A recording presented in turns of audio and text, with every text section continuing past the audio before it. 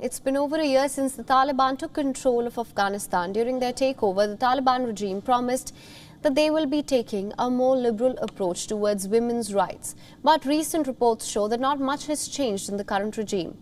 Rather, the government has only backtracked on all of its promises and left Afghanistan women and girls in despair. In its latest diktat, the regime has refused to allow female students to leave the country for higher studies.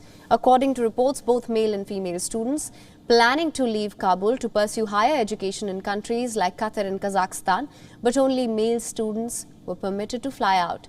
Now, this is not the first time that women in Afghanistan have been stripped of their basic rights.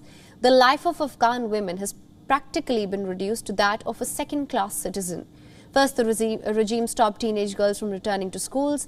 Then they barred Afghan women to have direct contact with males other than a close blood relative or husbands. And the list does not end here, of course. Afghan women are routinely persecuted.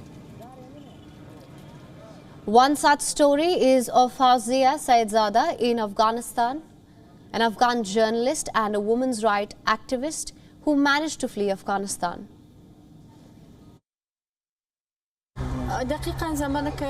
When the Taliban came, many women stayed even though there was a way for us to leave. Yet we stayed in Afghanistan to defend our people, our women and our youth. When the Taliban came, we could not escape. They took over the whole of Afghanistan and took over power. No one could live with ease in the country. She is one of the thousands of Afghans who have settled now in Germany since US President Joe Biden ordered the withdrawal of US forces from Kabul.